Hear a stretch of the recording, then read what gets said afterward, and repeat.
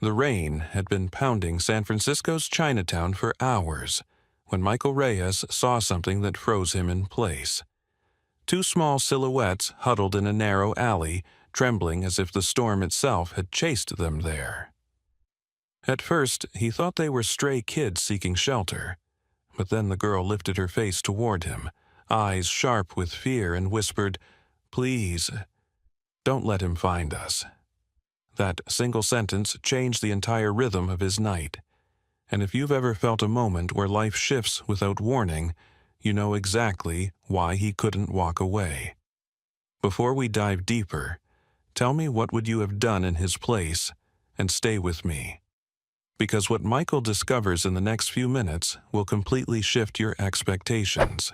Michael hadn't planned on being anywhere near Chinatown that night. He was supposed to be at a quiet business dinner across town, but a canceled meeting and a restless mind pushed him to wander through the rain. At 42, with a life polished on the outside but hollow in the middle, he had grown used to silence. The divorce, the empty house in Seattle, the career successes that no longer meant anything, he carried those truths quietly. But the trembling voice of that little girl sliced through the fog of his thoughts in a way nothing had in years. He stepped closer, careful not to startle them. The girl, who looked no older than 7, shielded her younger brother with her entire body. She was soaked from head to toe, her blonde hair plastered against her cheeks, her backpack clutched so tightly her knuckles were white. The boy, smaller and clearly terrified, clung to her sweater with both hands. He couldn't seem to stop shaking. Whatever had driven them into this alley, it wasn't just the storm. Michael knelt down slowly so he wouldn't tower over them. "My name's Michael," he said gently. "I'm not here to hurt you. Tell me what's going on." The girl? Lena hesitated, her breath hitching the way a child breathes when they've been brave for too long. She didn't trust easily, that much was clear. But she studied Michael's face, searching for something solid, something that made sense in a night that clearly hadn't. Before she could answer, a black SUV rolled past the mouth of the alley. No headlights, no plates. Just a slow, watchful glide. Lena yanked her brother back so fast Leo nearly fell. The terror in her eyes wasn't the kind children invent. It was the kind they learn. "He's looking for us," she whispered. "We can't go back." "He took our mom." Michael's heart dropped. For a moment, he felt the same cold weight he had felt the day the sheriff delivered divorce papers. He didn't expect the same sensation that something essential was slipping beyond reach. But this wasn't his pain now. This was theirs. These were children running from something far darker than heartbreak. He made a decision in that instant. "Come with me," he told them. "I'll keep you safe tonight." Lena didn't move. Trust required more than promises. But Leo tugged on her sleeve, whispering that he was cold, and she finally nodded once, reluctant but desperate. As they stepped out of the alley, Michael noticed the boy clutching a small wooden box held together with an old red cord.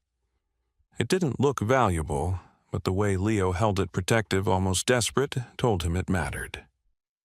"Is that yours?" Michael asked softly. The boy held it tighter and didn't answer. He led them toward his car, parked a block away, trying to shield them from the rain. At the curb, Lena's courage wavered again. "Why are you helping us?" she asked. Her voice was small but demanding honesty, and Michael answered honestly, because no child should ever be this scared. They climbed into the warm car, steam rising from their wet clothes. Michael turned the heat up and tried to give them space to breathe. That's when Leo loosened his grip on the wooden box just enough for the cord to slip. The lid cracked open as the vehicle hit a bump, spilling a set of old papers and a faded photograph onto the floor mat. Michael reached down to gather them and froze. The photo was of a woman he once loved deeply in his 20s, a woman he hadn't seen in nearly 2 decades. Her name was Ava Mitchell. They had shared dreams, heartbreaks, impossible plans, and one sudden goodbye he never fully understood. And now, here she was smiling in the rain, in that old picture standing beside the same two children now sitting in his back seat. Michael's breath left his body. "Where did you get this?" he asked, his voice barely above a whisper. Lena held her brother's hand tightly. Mom said, "If something happened, if we had nowhere else to go, we had to find the man in that picture. She said, you're the only one who can help us." Outside, the rain pounded harder. Inside, Michael felt something shift, responsibility, fear, purpose, all tangled together. Whatever had happened to Ava, whatever danger these children were running from, it wasn't random, not at all. And he was now tied to it in a way he couldn't yet comprehend. What he didn't know, what no one could possibly predict, was that the wooden box, the hidden papers, and the terror in those children's eyes were only the beginning. The truth, waiting for him, would upend everything he thought he knew about his past, his future, and the woman he once believed he had lost forever. Michael's house near Lake Union had always been a quiet place, the kind of home where the hum of the refrigerator felt like company, and the soft glow from the kitchen light stretched farther than it needed to. But that night, as he stepped through the door with Lena and Leo trailing close behind, the air felt different, alive in a way it hadn't been in years. The children walked cautiously, their small shoes leaving wet prints across the hardwood floor. They clung to each other as if the warmth of the house might vanish if they let go. Michael hung his jacket by the door and urged them gently toward the living room, trying not to overwhelm them. He understood enough about trauma to know that safety wasn't just a space. It was a process. He turned on a lamp, keeping the light soft, and the glow revealed details he hadn't noticed earlier. Lena's sleeves were frayed. Leo's jeans had mud stains and a tear along the knee. Both of them looked like they had been surviving rather than living. Michael brought them towels, and while Lena dried her brother's hair with quiet determination, he walked into the kitchen to warm up soup. He could hear their whispers behind him, low, careful, the kind children use when they're not sure if the world will listen kindly. The soup simmered on the stove as he set out 3 bowls. "You two must be starving," he called out. Leo appeared, first drawn in by the smell but still hesitant.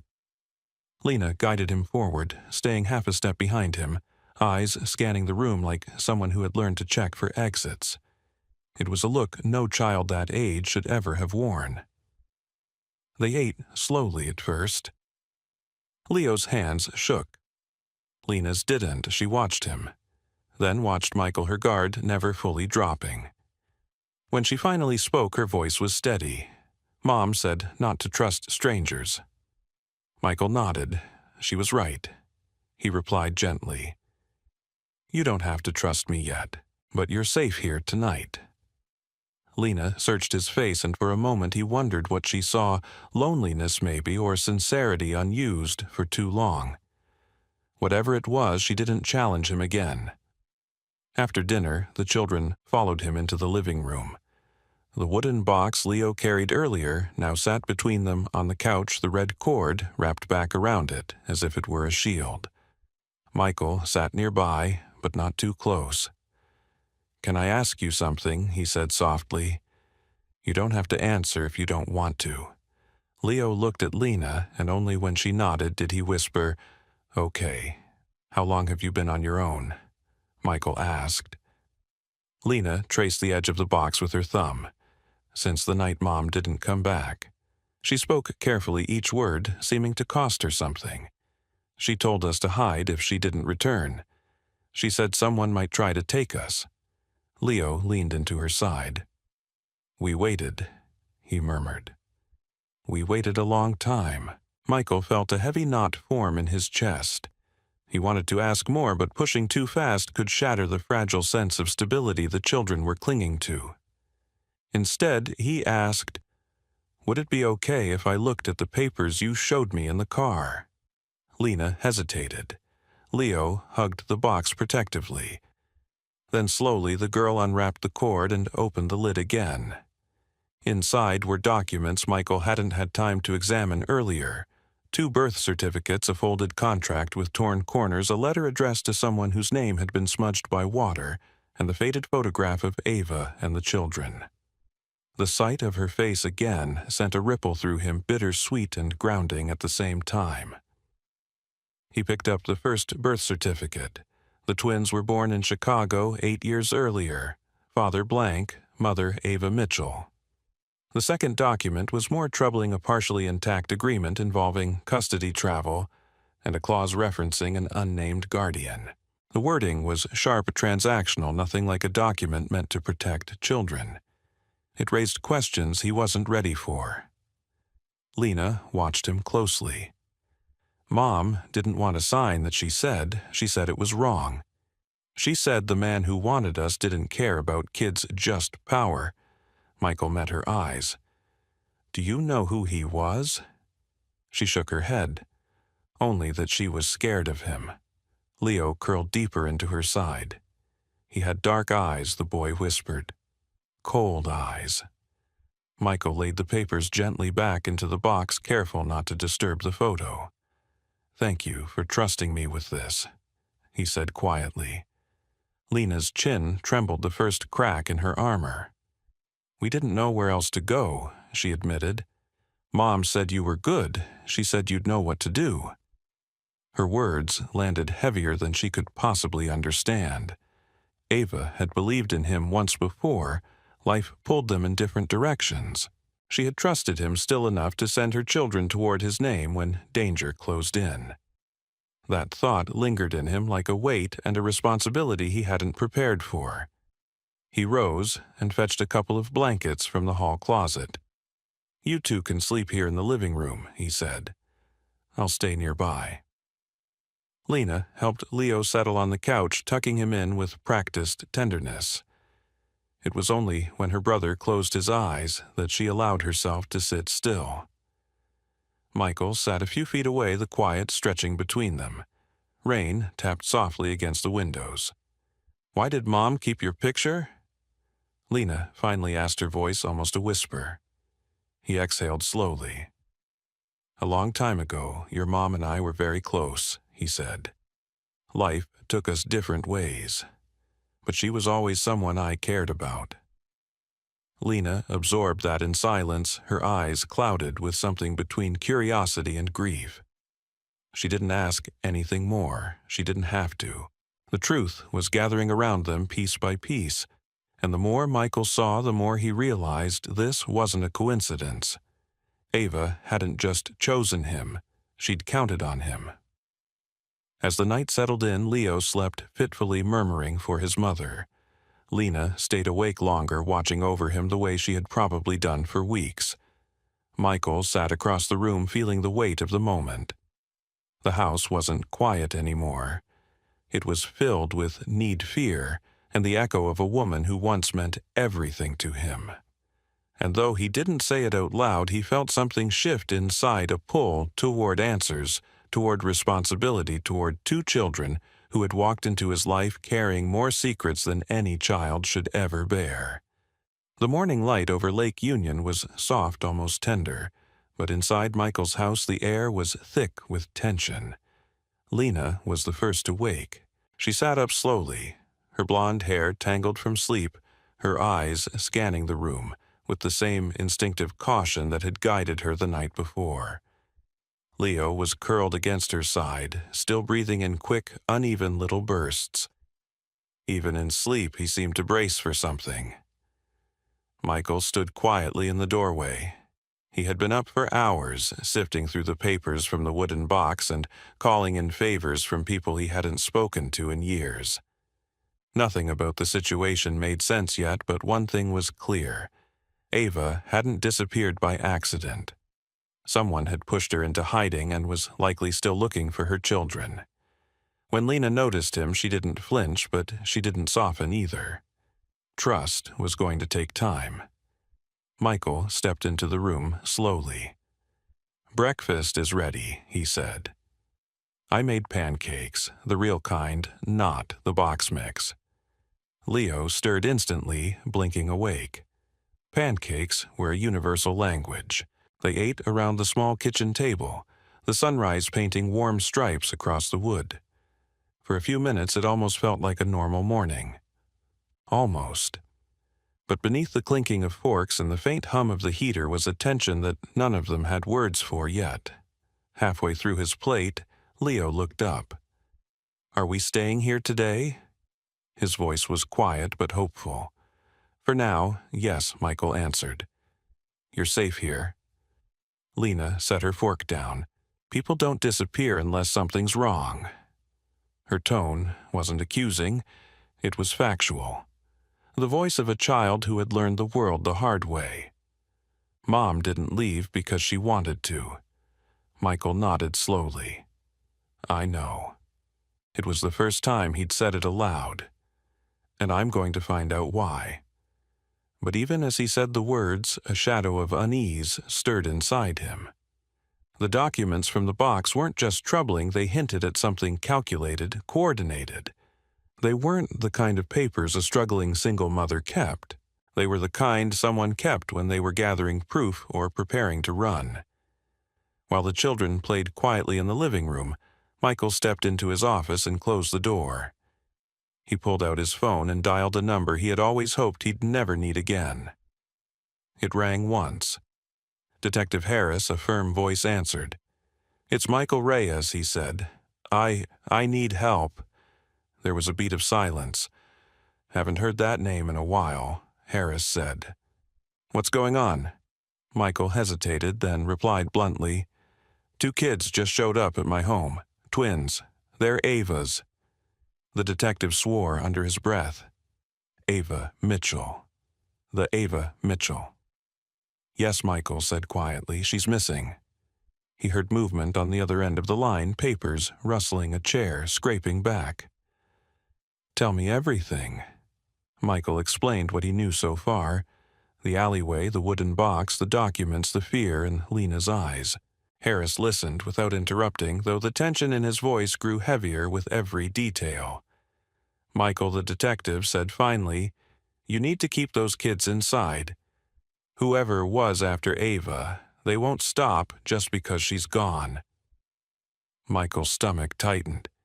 "You think someone's still looking for them?" "I don't think," Harris replied. "I'm sure. And if they know the twins are alive, they'll be coming." A cold chill crept up Michael's spine. Why? Why would anyone want 2 children? Because of what their mother knew, Harris said. Ava stumbled onto something big years ago, something involving a man named Donovan Rourke. Michael froze. The name hit him like a shockwave. Rourke wasn't just dangerous, he was untouchable. Wealthy, connected, and ruthless. What does Rourke have to do with Ava? Michael demanded. That's the part we never figured out, the detective admitted. But Ava was terrified of him.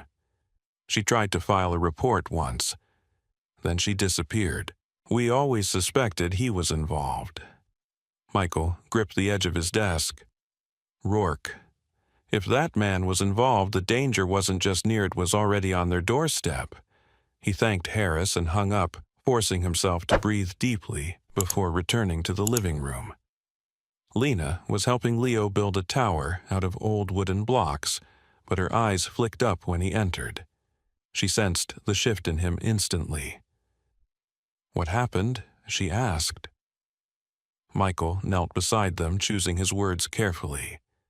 "I talked to someone who might help us find your mom. But we have to be very careful from now on. There are people who might be looking for you." Leo's hand stilled. "The man with the black car," he whispered.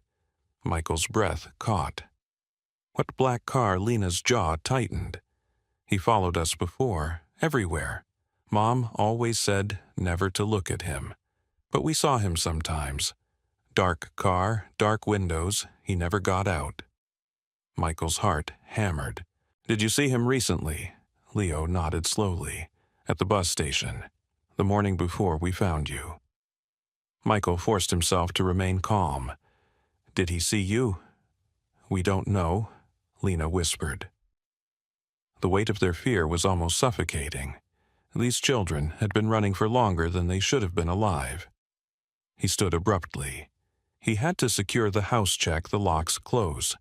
The blinds activate the old alarm system he hadn't used in years. The peaceful morning was gone. Something darker was taking its place. As he moved from window to window, checking the perimeter, a new fear crept into him, something instinctive, primal. What if the shadow wasn't just behind them? What if it was already watching? Outside, across the quiet street, a black sedan rolled slowly past the house. Lena noticed it before he did. She stood up from the couch, her face draining of color. "Michael," she whispered, voice trembling.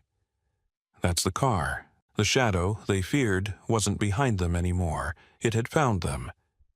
The moment the black sedan crept past the house, Michael felt something shift inside him, something sharp, protective and unshakable. He moved quickly, pulling Lena and Leo away from the window, lowering the blinds with one swift motion. The children didn't cry. They didn't scream. They had learned long ago how to freeze in the presence of danger. That, more than anything, fueled the fire building in his chest. He knelt in front of them, steadying his voice. "You're safe inside. No one is coming in here." Lena nodded, but her hands trembled. Leo reached for her, trying to be brave in that quiet, heartbreaking way children do when they have no choice. Michael stood and dialed Detective Harris again. "The car is here," he whispered. "Outside my home. He's looking for them." On the other end, Harris swore. "Stay inside. I'm sending a cruiser, but listen carefully. This man doesn't operate like a street thug.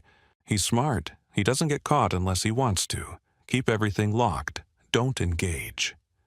Michael hung up his jaw, tightening. He wasn't about to let a criminal walk up to his door and pretend he had no power. But he also wasn't reckless. He checked every window, every lock, every entry point, while the twins sat together on the couch watching him with anxious eyes. Their small silhouettes against the afternoon light reminded him of the night Ava once ran to him, crying, afraid of a future she couldn't yet name. He hadn't protected her then. He wouldn't fail her children now. When the police cruiser finally arrived, the black sedan was gone. The officer who stepped out took a report and promised additional patrols, but Michael could see the truth beneath the polite professionalism. Without a license plate, without proof of a threat, they couldn't do much. Not officially. That night, the house was quiet, too quiet. Even the hum of the heater seemed subdued. After the twins went to bed, Michael sat alone at the dining table, documents spread before him like pieces of a puzzle he didn't know how to assemble. Ava's birth certificates, the custody contract, the letter with the name smudged away by water. Every piece pointed to one reality: Donovan Rourke was involved, and whatever Ava uncovered threatened him enough to put her and her children in danger. Michael dialed Harris again. "I'm done waiting," he said. "I want to expose Rourke. Everything Ava left there has to be something in these papers you can use." Harris sighed. "Michael, men like Rourke don't fall easily. He buys judges. He buys prosecutors. He buys silence. I'm not asking you to take him down tonight. I'm asking you to fight with me." There was a pause before Harris answered. "Then let's meet in person. Tomorrow morning, bring the documents. All of them." When morning came, the twins refused to leave Michael's side. Lena stood guard over Leo, the way an adult might, her young shoulders carrying responsibilities she never should have known. Michael drove them to a trusted friend's home, Joyce, a retired social worker who had once helped Ava years earlier. Joyce opened the door with a gasp when Michael explained everything. "They can stay here," she said immediately. "Ava trusted me. I'll honor that." Leaving them behind felt wrong, but necessary. Lena clutched his sleeve before he left. "You'll come back." He placed a hand over hers. "I promise you, I'm coming back." At the precinct, Harris ushered Michael into a back office. 2 other investigators sat waiting. Harris nodded toward the papers. Let's see what Ava left behind. They worked for hours going through every scrap of information.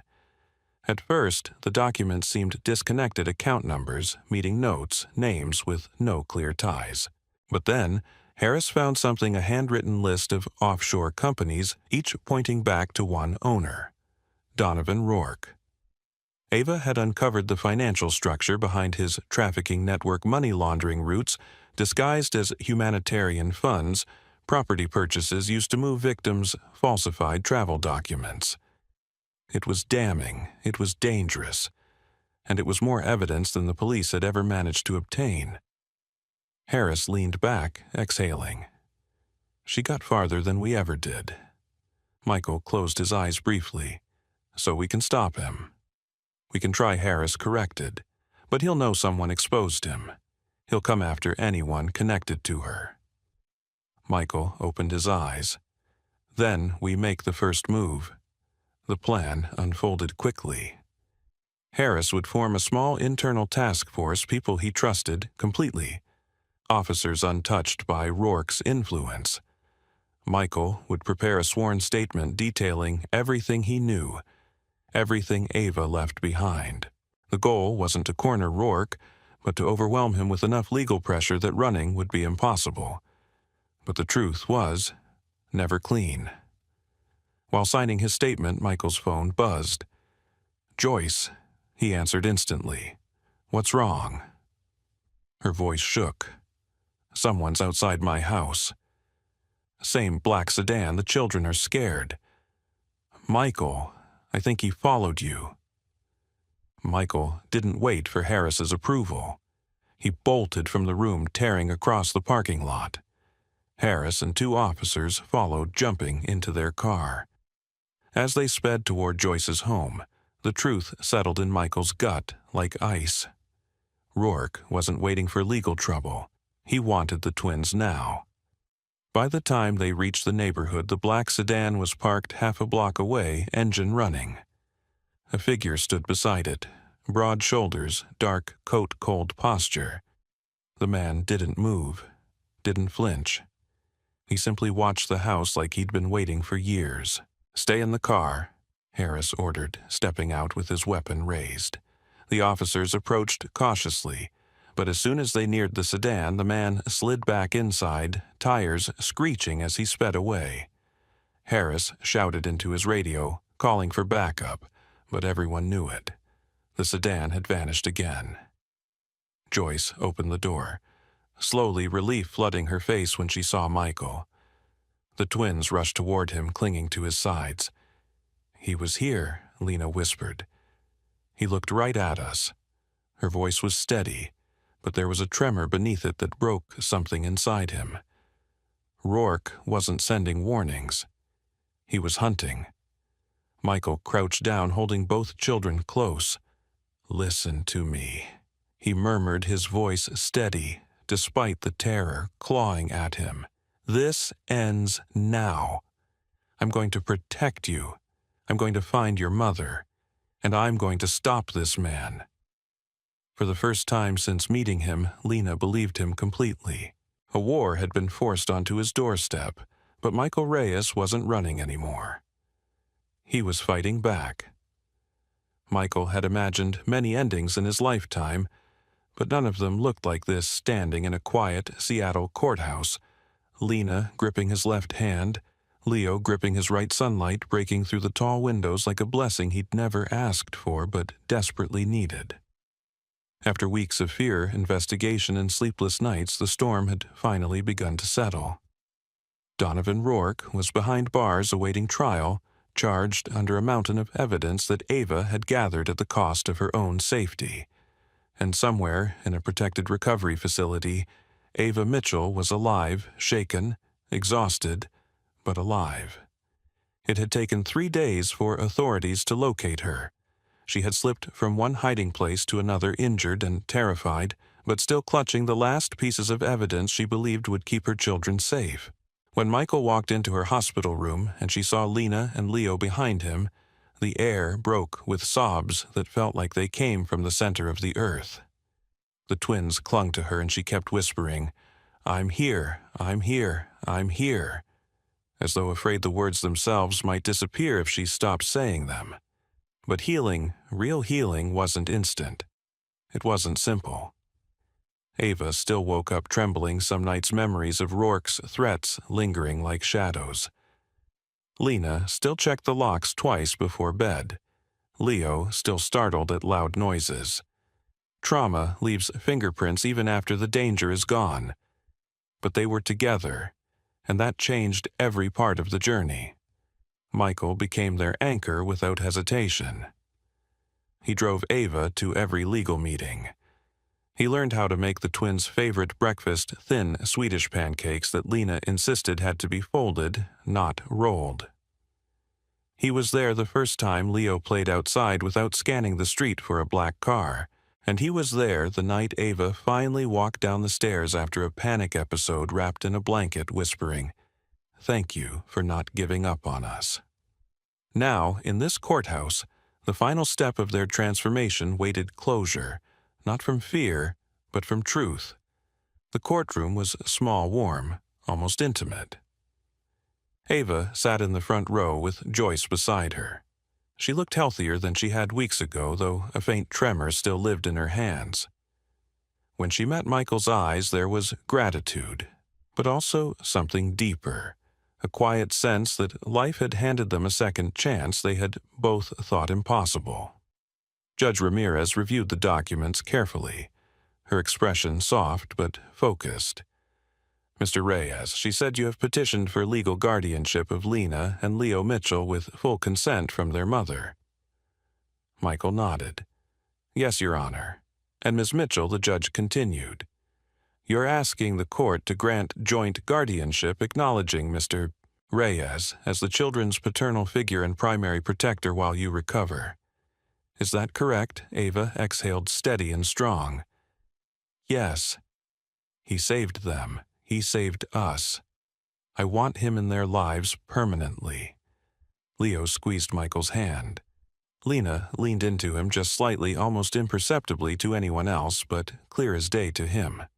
The judge continued reading, flipping through the packet that included letters from therapists, testimonies from Detective Harris, and statements from child advocates who had observed the twins over the past weeks. "You two have been through a lot," Judge Ramirez said, gently addressing the kids. "How do you feel about living with Mr. Reyes and your mother together?" Leo spoke first. "We feel safe," he whispered. Lena lifted her chin. "And we want to stay with him. He's been there every day." The judge nodded once, then looked at Michael and Ava. After reviewing all evidence, and in the best interest of the children, the court grants the petition. A tiny sound escaped Ava, not quite a sob, not quite a laugh. Relief flooded her features. Michael closed his eyes, his grip tightening around the small hands in his own. It was done. Outside the courthouse, the crisp spring air carried the faint scent of cherry blossoms drifting off the trees that lined the street. Joyce insisted on taking photos. Happy families need proof of their beginnings, she teased, and though Michael usually hated cameras, he didn't object. Lena stood proudly between him and Ava, while Leo held on to Michael's jacket like he'd been doing it for years. They went to Pike Place Market afterward, not because it was planned, but because the kids had never been, and Ava felt strong enough to be among people again. The world bustled around them, vendors calling out prices, tourists taking photos, the smell of roasted nuts and fresh dough wafting toward the walkway. Leo stopped at the flower stand, mesmerized by tulips in every color imaginable. Michael bought Ava a bouquet of soft yellow ones. She pressed them to her chest, her eyes shimmering. They walked along the waterfront as the sun dipped low, painting the water gold. Lena ran ahead with Leo, chasing seagulls in bursts of laughter that were louder and freer than Michael had ever heard from them. Ava watched them with a mixture of joy and disbelief, as though seeing a version of her children she'd feared she'd never meet again. When the kids finally tired and climbed into a bench swing overlooking the water, Ava drifted closer to Michael. "I don't know how to thank you," she said quietly. "Don't," he replied. "Just live. Just let them grow without fear. That's enough."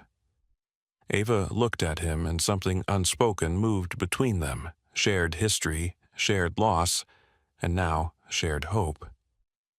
She gently reached for his hand. "None of this would have happened without you." Michael shook his head. "Ava, you kept them safe for years. You carried all of this alone. I'm just helping finish the fight." "No," she whispered. "You're helping us start again." The twins called for them, wanting to show off their synchronized swinging, which was really just chaos in motion. Ava laughed for the first real time in months, and Michael felt something settle in his chest, something steady and warm. They stayed until the sky turned navy and the lights along the harbor flickered on. A new life waited for all four of them, one built not from fear or survival, but from choice, family, and the courage to rebuild. And as they walked back toward the car, Lena slipped her hand into Michael's again, unprompted. Leo mirrored her on the other side. Ava fell into step beside him, her voice soft. "Feels like a family, doesn't it?" Michael looked at them. 3 people he hadn't expected, 3 people. He now couldn't imagine living without. "It is a family," he said. "Ours." In the end, the journey of Michael, Ava, Lena, and Leo comes together as a powerful reminder that even in the darkest chapters of life, hope has a way of resurfacing when we least expect it. What began with 2 frightened children huddled in an alley became a story of courage, justice, and the rebuilding of a family that had nearly been torn apart. Michael stepped into their lives at the exact moment they needed someone to believe in them, protect them, and fight for them. He didn't hesitate. He opened his home, then his heart, and ultimately became the anchor these children had been praying for in silence. Ava, after years of running, hiding, and bearing unbearable fear alone, finally found the strength to confront the truth. She didn't crumble. She rose. She fought back against the man who tried to control her life and steal her children's future. Her bravery helped expose a criminal empire, and her determination gave Lena and Leo the chance to grow up free, safe, and loved. And the twins, through their resilience, innocence, and unbreakable bond, became living proof that even the smallest hearts can hold extraordinary strength. Together, they pushed through danger, uncertainty, and trauma. And through every terrifying moment, one message echoed loud and clear: you don't have to face life's battles alone. Healing happens in community. Safety begins with trust. And sometimes the family meant for you isn't the one you were born into, but the one that chooses you and fights beside you when the world gets dark. From this story, we learn a profound lesson. Real courage is not the absence of fear. It's choosing to act despite it. Michael didn't know if he was prepared to protect 2 children. Ava didn't know if telling the truth would lead to freedom or danger. The twins didn't know if trusting one more adult would break their hearts again. But they stepped forward anyway, and in doing so they discovered that love, not fear, is what ultimately reshapes destiny. This message is one we can all carry into our own lives. Whether you're protecting your family, rebuilding after hardship, or standing up for what's right, remember, one small act of bravery can change everything. And one person willing to step in can alter the course of someone's entire life. You can be that person. You can be that light. If this story touched your heart, inspired you, or reminded you of the power of resilience and compassion, please support the channel. Your subscription helps us continue creating meaningful, emotional stories for viewers around the world. Don't forget to like, share, and subscribe. Your support gives us the motivation to bring you more unforgettable stories. Thank you for watching, and stay with us for the next journey.